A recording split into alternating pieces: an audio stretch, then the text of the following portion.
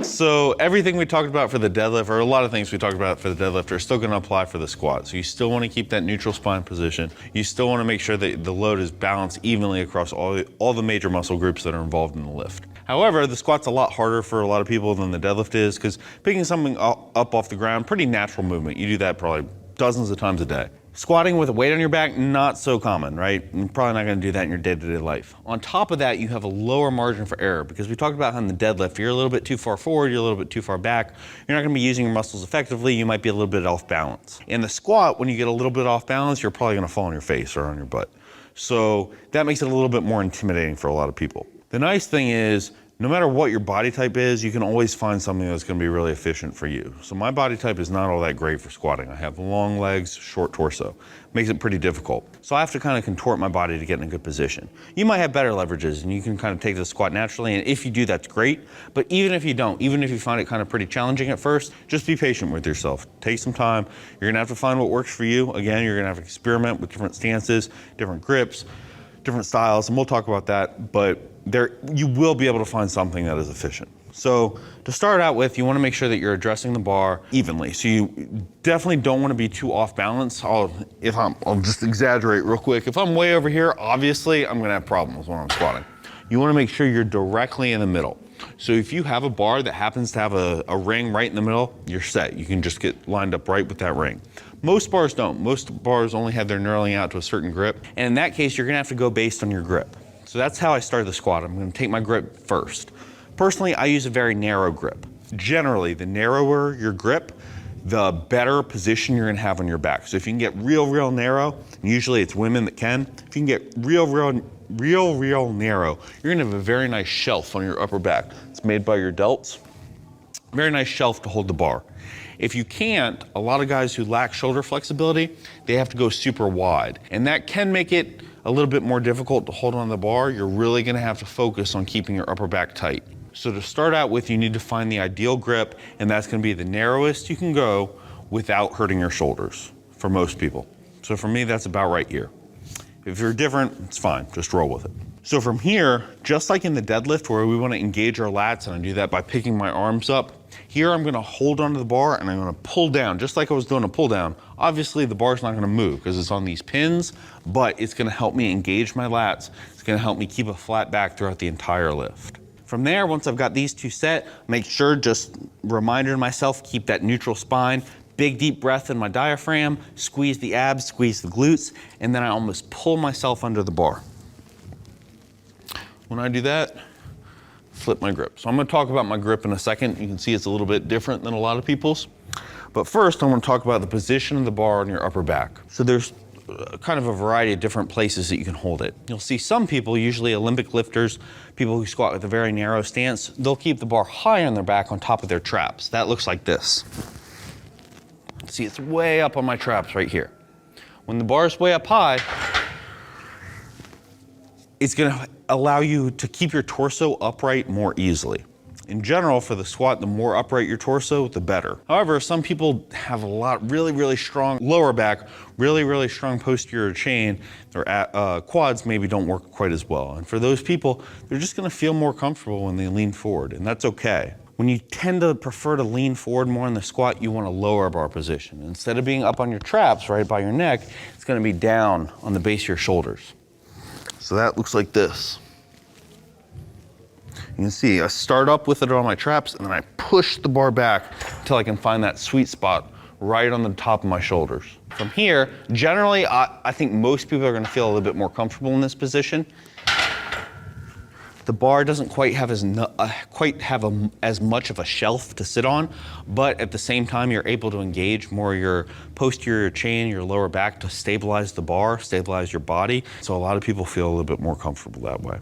But again, it doesn't really matter. You're gonna have to try both really to find which works for you. You also probably noticed how my grip looks a little bit funky.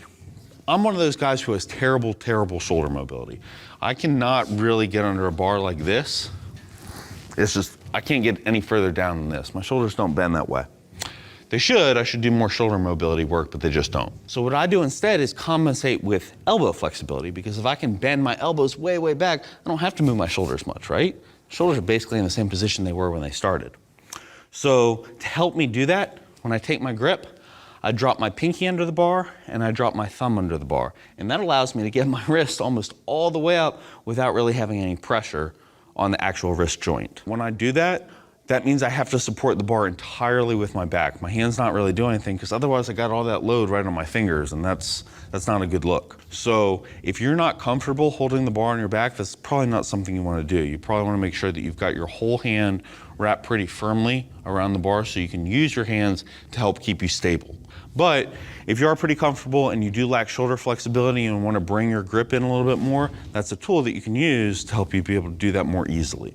So we've got kind of your upper back position. We've got your setup, right, with your grip. From here, a couple different things. First, keeping your upper back tight. Keeping your upper back tight is more than just having your lats activated. So you have a bunch of muscles that are going to run from your shoulders all the way across your back, and you really need to think about squeezing those together in order to be able to make sure that you can hold the bar in the right position throughout the entire range of motion.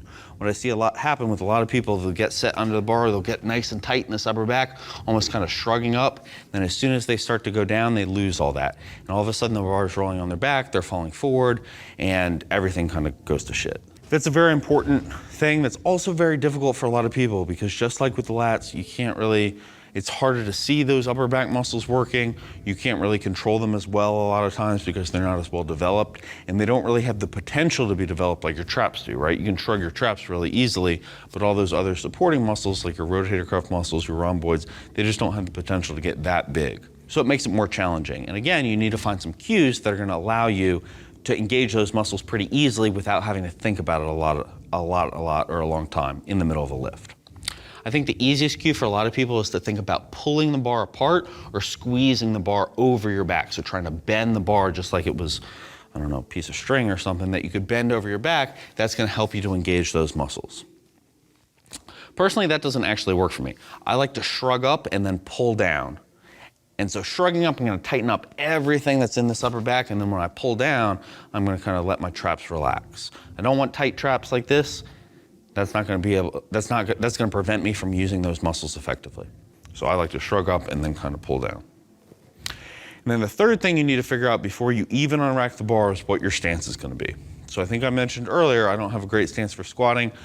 I don't have a great build for squatting. I usually take a pretty narrow stance so that I can really engage my quads and my lower back at the same time and just kind of use muscle to power through my inefficient leverages. That's really gonna depend on mostly the balance between your quads and your hamstrings. Are you more posterior chain dominant or are you more quad dominant? And how good are you about abducting your knees, abducting your hips? What I mean by that, some people can get in a great position. They can push their knees out real far. They can have their toes flared 45 degrees, maybe even a little bit more, and they can go down like this and they feel great. I feel like my hips are gonna rip off, right? So I feel like everything from all the way here, all the way down here is just gonna rip right off the bone, and it's gonna be terrible. So I can't do that comfortably. I certainly can't do that comfortably under load. I prefer to take a much more narrow stance with my feet straight ahead, and I'm really pushing my knees forward over my toes. You hear a lot of people talk about how that's bad for your knees. It's not really true. It's not bad for your knees unless you're letting your weight shift forward onto your toes. That is bad. No matter what, you want to make sure you keep your weight balanced over your midfoot, right about here. And that way you're going to make sure that you're not just engaging your quads, you're going to be engaging all the muscles in your lower body. So I take a very narrow stance. I have my feet pointed straight ahead. Keep my weight over my midfoot, but I'm really pushing my knees forward. As you can see, my knee is about an inch or so in front of my toes. And that's a better position for me. That allows me to recruit everything really efficiently. Honestly, you're probably gonna be somewhere in the middle. Most people don't have a super narrow stance.